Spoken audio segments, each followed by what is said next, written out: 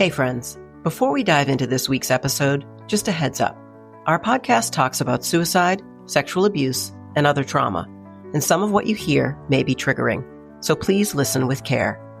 This is The Survivors, real stories, raw conversations, and the truth about what it means to keep going after the hardest things. We're so glad you're here. Let's keep surviving together. So last week, we talked to one of my oldest and dearest friends, Caleb Powers, about losing his father aboard the Marine Electric coal ship that sank off the coast of Virginia in February of 1983 when we were in, I think it was the 8th or 9th grade, and about the reality that Caleb was actually supposed to be on that boat. And you and I were together that night when you found out about your dad because you got the call at home and you immediately came to my house just to be with somebody who understood what it was like to not have a dad. And you were with me finding out when your dad was determined to not have survived and ultimately he died at sea. But surviving the whole event, surviving the trauma of losing your dad and surviving almost having been on the boat too is only a part of your story. That's just one part of your survival.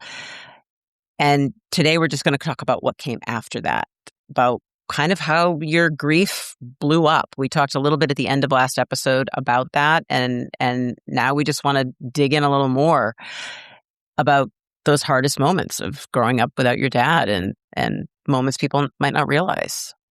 You know, people think the funeral is the hard part, but it's what comes after that. I actually do have a question that I was wondering what was going on with you, or was there anything that you maybe didn't say back then that you feel like you can say now about what you experienced? What is it with you in these questions? God. Like, help me. That's what I wasn't able to say. Help me. Yeah. That's, help. I didn't know how to say that. I didn't know anything. I mean, everything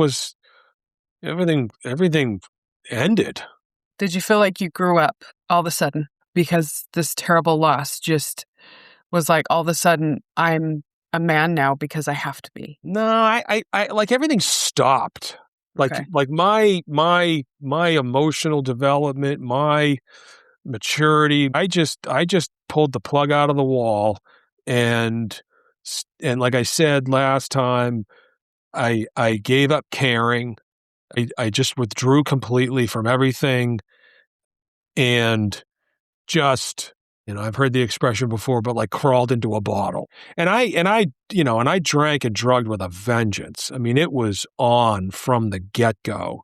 So as a 15-year-old boy, you were drinking heavily at 15. Yeah. And then it was like that wasn't enough. So then it was drugs and it was, I mean, people ask me now, like, so what was your favorite? And I was like, it was more. My drug of choice was more, and that was how I dealt with it. And it really isn't dealing with it, but like I said, the ability to numb out, the ability to alter my state, saved my life because I know that I was not like there was nothing like I couldn't go another week without something to help me cope.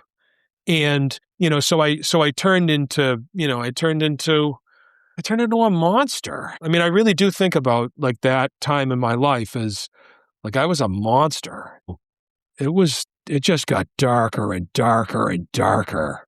For how many years? It was about another, so my drinking and drug use began shortly before I lost my dad, and then it just blew up. And by the time I was a senior in high school, I was getting sent off to rehab. It was like, I don't know, 3 or 4 years.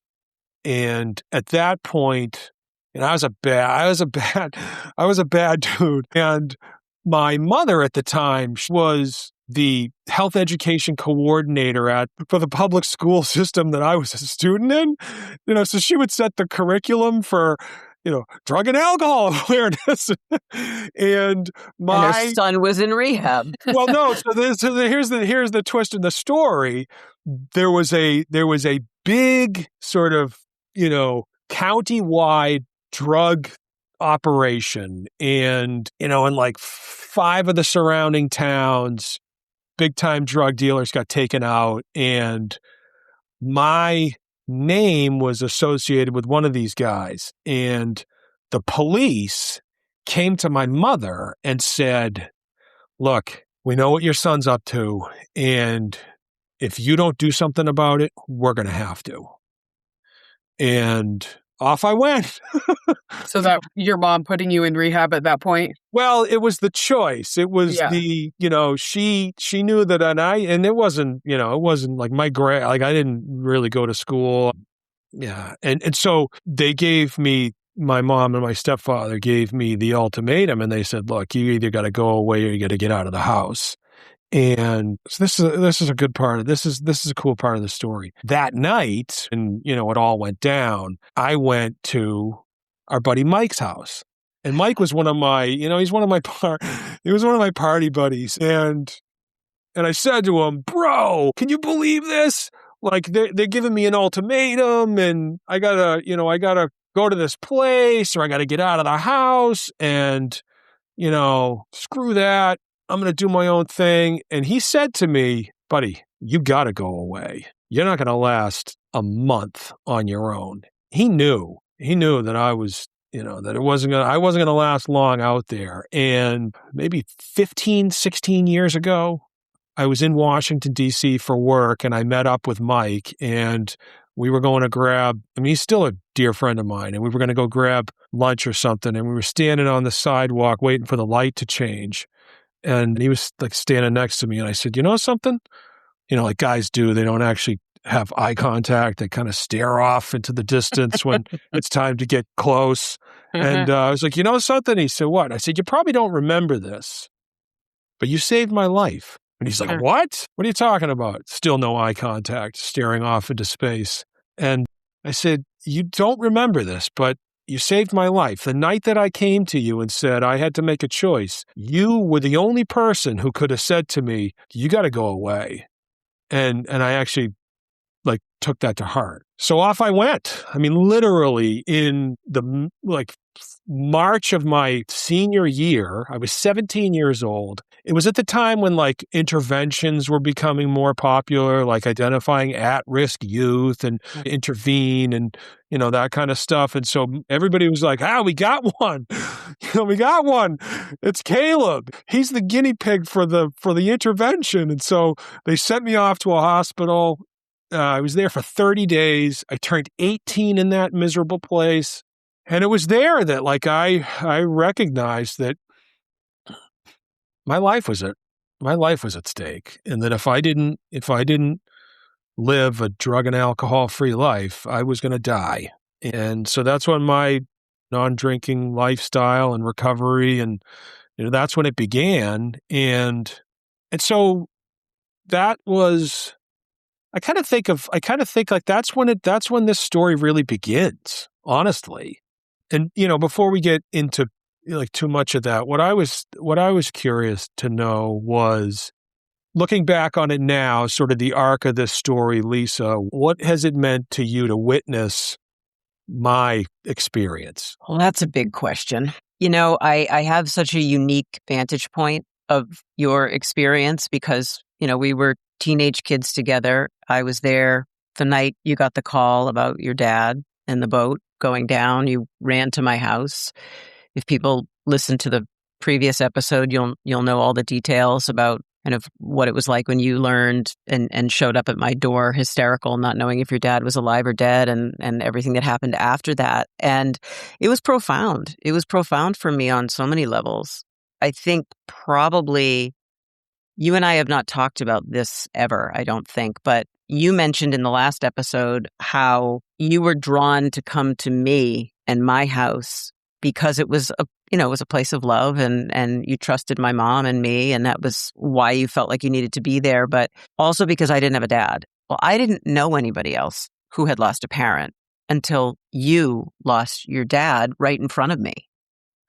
And there was a real feeling of helplessness there. There was a really profound feeling of helplessness, not really even knowing enough about what grief meant to me in my own life. I mean, we were like 14 years old. I was only a handful of years out from losing my dad and believing that my dad had died of a heart attack, which of course was not the real story. He took his life. But when we were kids, that's, my dad's death was very different than what you experienced with your dad. So I didn't know what to do for you. I didn't know what to say to you. I didn't know how to help you. And it was scary and it was sad and it was really, really hard because you and I were so, so close. And you said it yourself. You just let go completely. I don't mean let go of me, but you lost yourself. And you and I, one thing that's worth mentioning is that our relationship has kind of ebbed and flowed over the years, where we were so, so, so close, and we were both going to go off to prep school and then ended up at the high school in our hometown and stayed close there. And then you went off, you went into rehab, and then everybody else was, going off to college. And there was a period of time where you and I were not as connected. And it was not because we didn't care for each other. There was no falling out. There was nothing like that. It was just life took you into a place and life took me in a different direction. And do you remember, this is such a random thing, but it seems to make sense in this moment. I was driving on Storrow Drive in Boston, because we're here in Boston. Oh, yeah. And I had not seen you in years. You were living in the North End of Boston. Yeah. And you were walking in the most random spot that no one ever walks in on the side of this. If you lived here, you'd be home now. It was that part of Storrow Drive. Like, it was a billboard just before you get onto the expressway. And it was this very famous billboard, if you lived here, you'd be home now. And you were standing under this building. It was so random. And I remember pulling my car over in the most unsafe way possible and jumping out. And we saw each other, and we hadn't seen each other in years. And it was this incredible reunion. And, we made sure that we stayed in contact after that. And so there was a blip of your life, like, where I wasn't part of it. And that was, it's hard to me to come back now. And you and I have talked about this, where I just feel badly that we weren't in each other's lives as we were, like end of high school, early college, and that phase when you were really in it. You were really in the thick of it. I wish that I had been there, because it was hard to know what you had gone through when I was there. And it was horrible knowing what you went through when we weren't as connected. Yeah, I think like all of those wonderful friendships, including ours, all took a hit when I went dark. Yeah. And it wasn't anything that you did. It wasn't anything that anybody did. It was just like I started to surround myself with people who were dark and you weren't. And, that's part of what happens. But I'm trying to think about like sort of this iteration. What was the thing? Like, how did we end, reconnecting for this most recent chapter? You know what? I think it might have been our friend Greg's father's funeral. I think it was before that, though. Was it a reunion?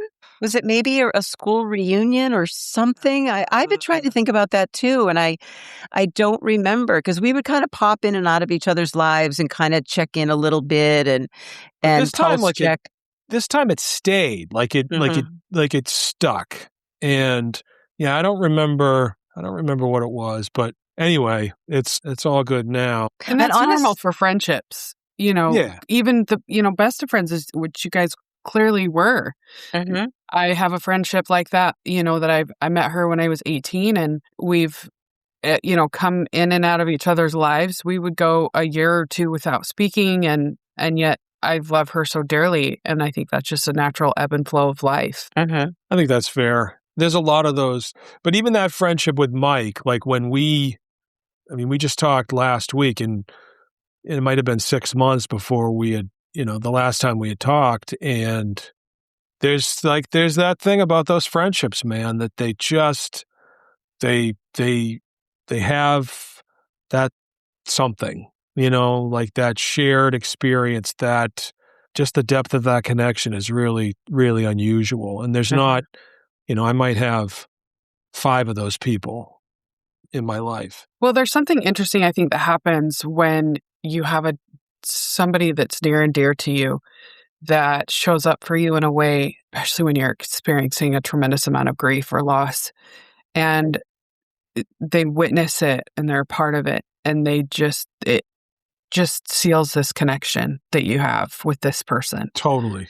100%. And it stays. And, I've having lost so many family members, not all my friendships survived. Who's your witness? I would have to say my dearest friend, Jane. Again, I met her when I was 18, and my aunt, Jill. They were the two that stood out for me the most and were there in ways that I just can't express my gratitude for. I think now looking back on this and how it shaped my life, I believe, I don't know how you guys feel about this, but like I believe in angels. Mm-hmm. And I don't know if Jane or your aunt you would consider them angels.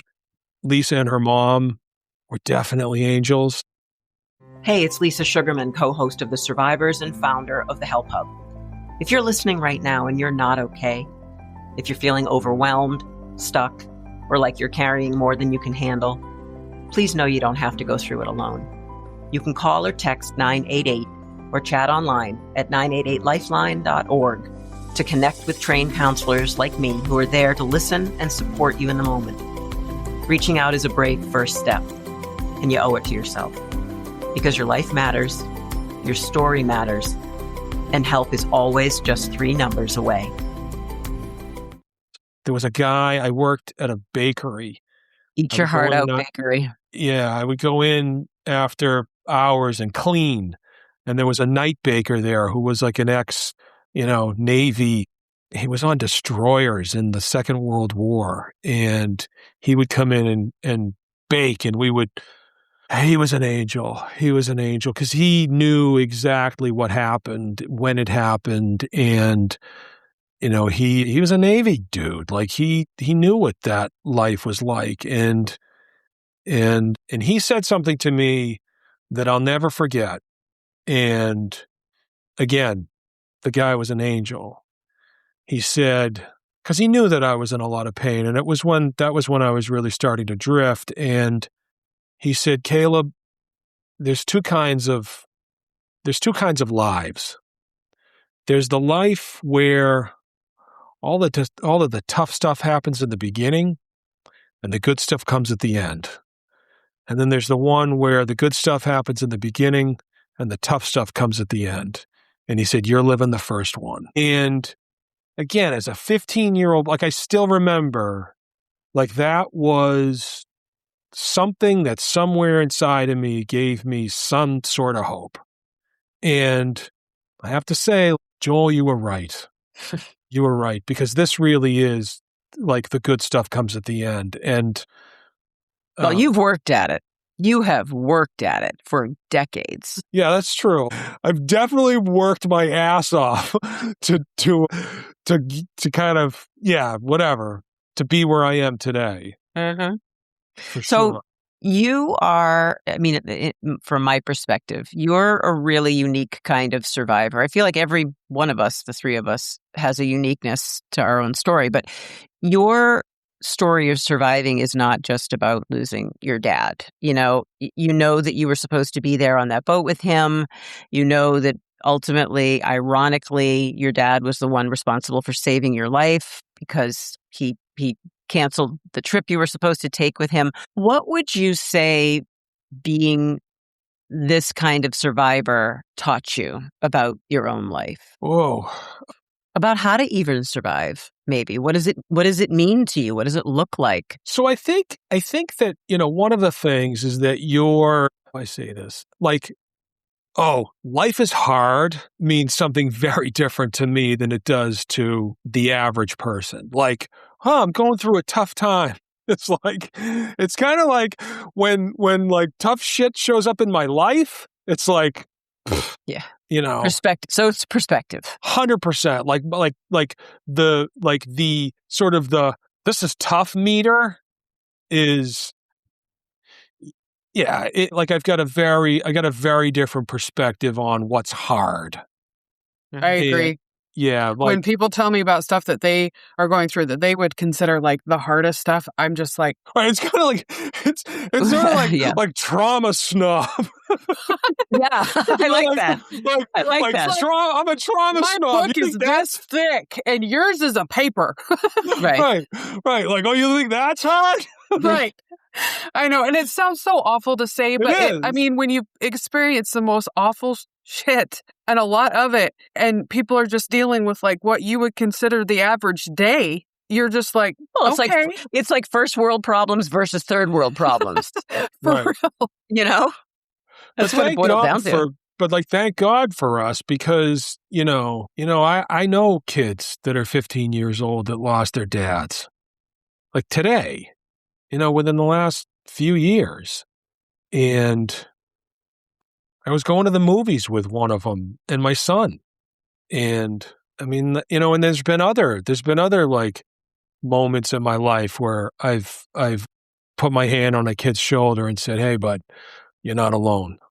And I think that is, rather than what I experienced as a kid, and I think maybe what you did, Lisa, to say, like, there was people just didn't know what to do. And I got a message for like kids that are going through tough stuff. And it's, you're not alone.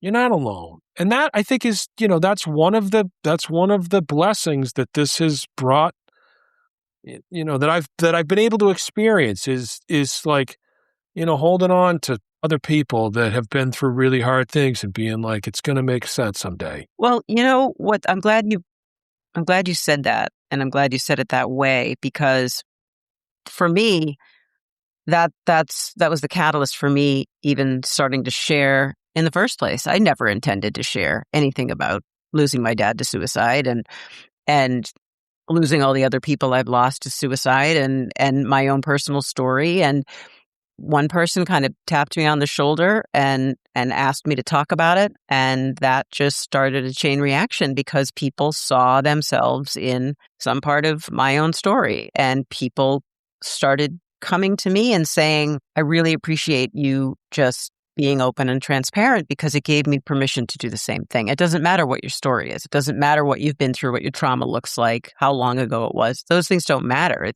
It's giving people permission to share what they've been through for the benefit of not only themselves, because it's cathartic, but for the benefit of other people who can either see themselves in your story or take something from the story that's powerful or helpful and utilize it in their own life. And each one of us has gone through some heavy shit.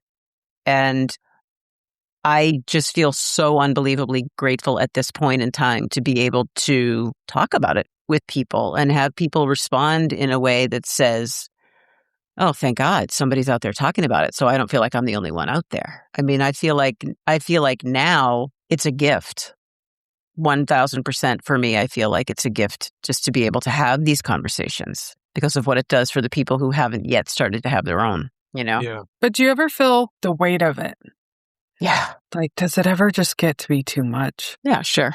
Yeah, it gets overwhelming. Definitely. So Yeah, in I a way, struggle with that a lot. Yeah, in a weird way, like I appreciate that in a way. In a weird way, it brings, I don't know, it's not like, this isn't like, I don't wake up in the morning and think, geez, I hope I get blasted with some inconsolable grief today, or have some something difficult. It's not like I'm looking forward to it, but when I do feel that weight, it reminds me, part of it is like, I reflect on man, I've come a long way. Mm-hmm. Wow. Like, the weight of this is not, like, I have that perspective of like, this too shall pass. And I don't know, like, you and I have talked about this, Lisa, it is, how our relationships with our dads have evolved over time, even though they've been dead for decades. Yes. Yeah. We can still continue to grow those relationships. Yeah. And I left out one interesting, you mentioned it, I think, at one point, but it's like, because of what happened with the Marine Electric and the National Transportation Safety Board and the investigation and the testimony of the 3 survivors in front of Congress and all of that stuff. Like I learned that there was a guy on a life ring with my dad. And after the ship had capsized and like these guys all went into the water, it's February, it's 30 something degrees out and it's like 20-foot swell. And these guys all go into the water in their street clothes. And my dad ends up on a life ring with like 5 other guys. And my dad's holding a tankerman's light in his hand. This is in the testimony. This isn't an article that was in Yankee magazine. I mean, it's like all over the place is the story about, because one of the guys on the life ring lived. And there's a part in this, middle of the night, freezing cold, and they're on the life ring and they're counting 1, 2, 3, and they just keep going around. They're trying to talk to each other. They're trying to stay alive, but hypothermia, it's bad. It's really bad. And all of a sudden, 1, 3, like number 2 was not there anymore, and they didn't realize it. No, and so number 2 had actually drifted away, and then testimony from this guy, he's like, I realized that the chief, my dad, wasn't shining his light in the air anymore. And I whacked him on the back and I was like, Dick. And he floated away. And I grabbed the light and, used that to signal to, and he held on. And like that guy was the last guy to see my dad alive. And 3 years ago, I had lunch with that guy. I remember that day. I called you right after. And through, again, a wild set of events, this is so far out of my mind. And all of a sudden, I met a dude in the Merchant Marine, and he had a Mass Maritime hat on. And I was like, hey, you ever hear of the Marine Electric? And he's like, of course. And he's like, more importantly, how do you know about the Marine Electric? And I said, well, my dad was the chief on that boat. And he's like, and then as it turns out, he said, I don't know if you remember any of the survivors, but Gene Kelly, we know that guy. He lives down in Attleboro. And so I actually met the guy that was the last guy to see my dad alive. And there were 2 things that came out of that were important to me. Number 1, my dad was with his buddies, his coworkers. He didn't die alone. And then number 2 was, it was peaceful. As peaceful as that whole experience could be, it was peaceful. That guy, Gene, told me all about that night. And what a gift that was. Such a gift to know that my dad was at peace and he was with his boys, and it was very peaceful. You asked me a few minutes ago what it was like for me since we were kids when I lived with you through this whole story. And obviously for so much of your adult life too. And you talked about how much work you've done over the years. What it's been like for me, especially in the last decade or so of you and I being so close, it has been remarkable to me to watch you, not just as my friend, one of my oldest and dearest friends, but and someone who I love. Stop saying oldest. Oh, stop it. God's sakes, there's got to be a better way to say that. One of my dearest, we'll say it that way, dearest friends.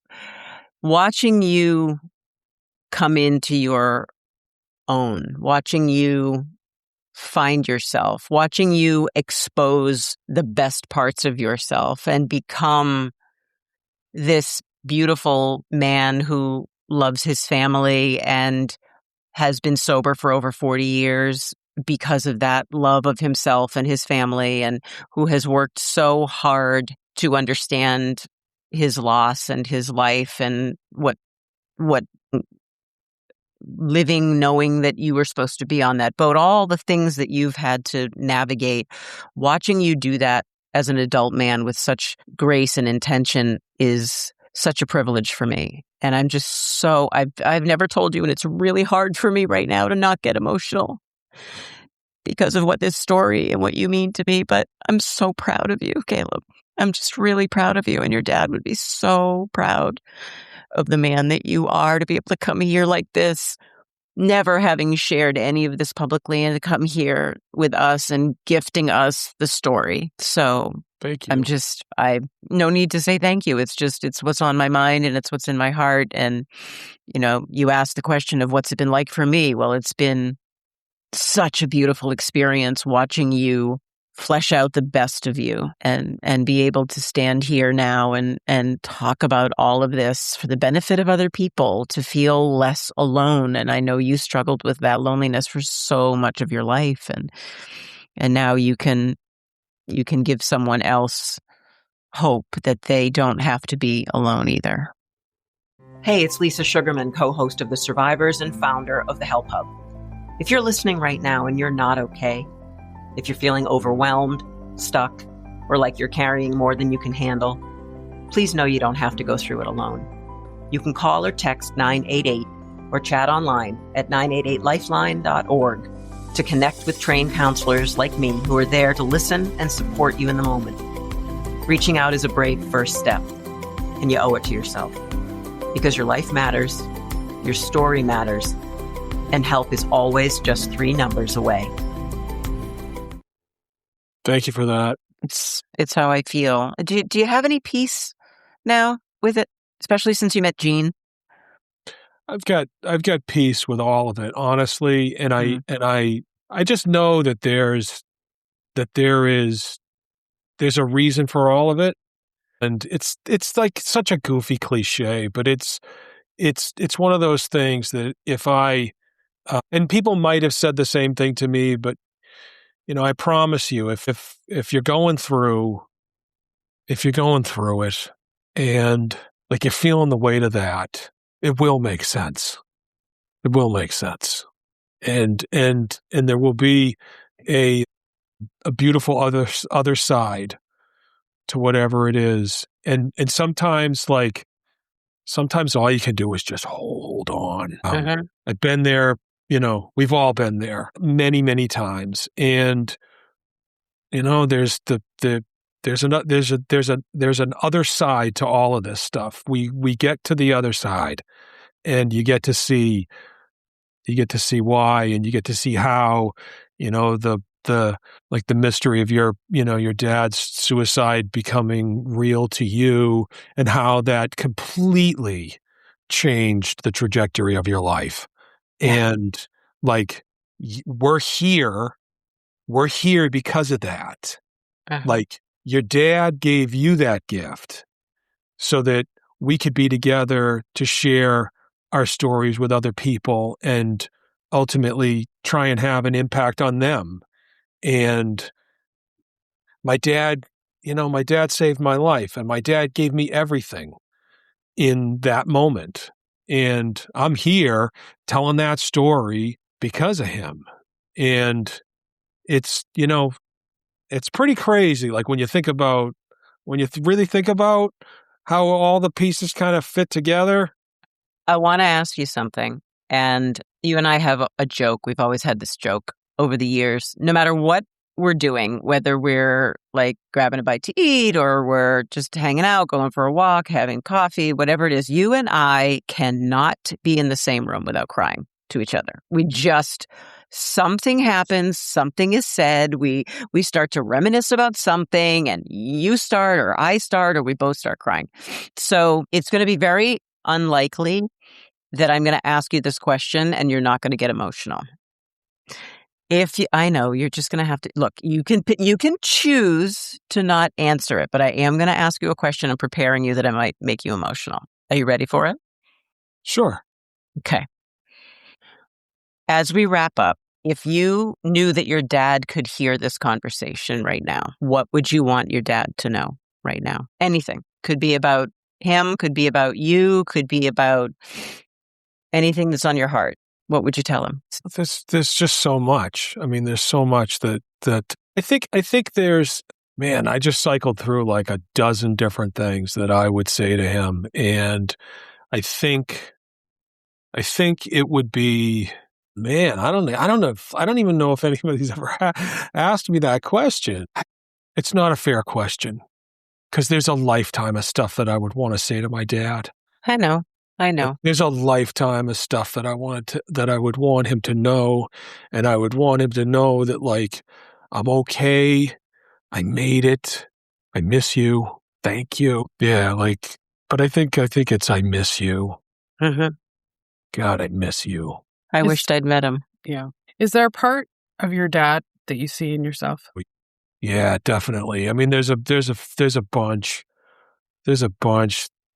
So my uncle, my mother's brother, knew my dad, and there was a time when, you know, he would tell me about like stories about my dad, and he said, there's one thing about your dad that really like bugged a lot of people, and like if you didn't know him, like he came across as a little bit like he had like a very dry sense of humor, so he would say stuff to people that, like, if you didn't know him, it would really offend you.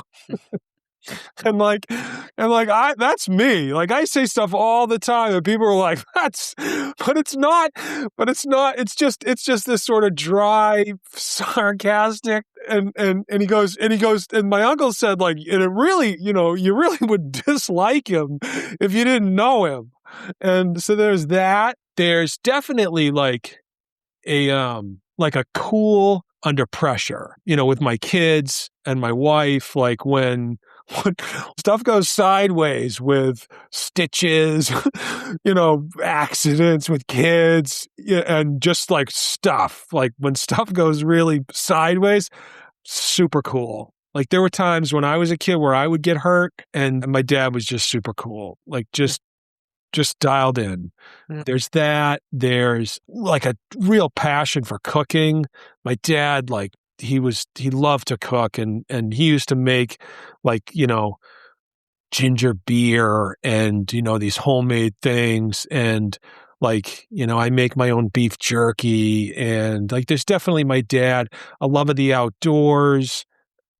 Yeah, there's so much. But like I said, like my dad had his own demons. There was no question about it. Yeah, no, I appreciate you asking that. That's pretty cool to think about that stuff. For me, sharing that night that everything went down with your dad when the ship was lost and you coming to my house, it's really one of the reasons when I look back over my life, that was definitely one of the reasons that I feel like I understand so deeply how grief shapes us all. Because until that point, the only loss of a parent that I understood was my own. You all of a sudden were the only other person in the world who I knew who didn't have a parent. And so that really shifted my perspective in some pretty wild ways. But I just want to say thank you for being here, for trusting us with this story, for helping people understand what it means to survive the life that you almost didn't have, which is one of the parts of your story that makes it so unique, and that there is a way to find hope and to keep moving forward, even if it just means kind of existing for a period of time until the momentum starts again. I love you and I'm grateful for you. I love you too. And like when I said, the love and the warmth that, that I experienced with you and your mom, like that's who you are. And you have a gift for, let's say this. Don't make me cry again. I've already done it once. Like, I can show up here because of you. That is a gift. Like there's, I don't know. It's like the authenticity, the realness, the way that you show up, for people in your life, including me, is wicked special. Thank you. And I don't know who else I'm going to tell this story to, but like this was the first place that I needed to tell it. And I'm so grateful that you extended the invitation and that I was able to do this, because this is like seriously cathartic. There's like so much is going to come out of this.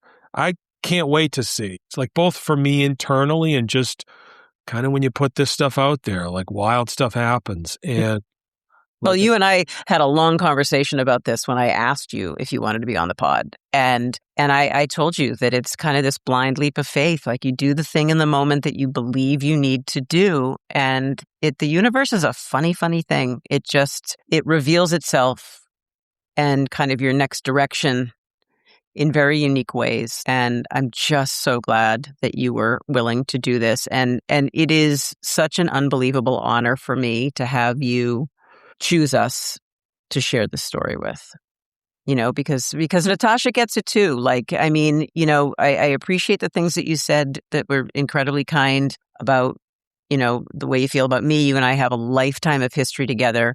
So quite frankly, you damn well should be saying those nice things about me, to be honest with you. But Natasha, and it's part of the reason why, I gravitated to her to jump in and to do this podcast together, because she has that same kind of heart, and you do too. And when people who have hearts like these, who have been through things like this, get together, I feel like that's where the goodness happens. Right on. Mm-hmm. I'm so glad we were able to do this. Thank you, Lisa and Natasha. Absolutely. It was an honor to meet awesome. you. Yeah, it was an absolute pleasure. So I'm definitely going to need a minute after this one for sure, because it brought back a lot, but it was a pleasure. But we will be back next week with another conversation, another survivor story. And in the meantime, everybody just keep doing what we're doing. Just keep surviving. And we'll see you soon. Thanks so much for listening and for being part of the survivors community.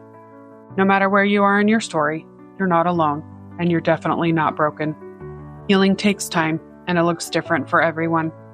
The fact that you're still here and still trying means you're already doing the hard work. If something in today's conversation resonated with you, please share it with someone who might need to hear it too. That's how we keep these conversations going and remind each other that there's always hope. And if you or someone you know is struggling, please remember, help is always out there. You can call or text 988 anytime to reach a trained crisis counselor like me.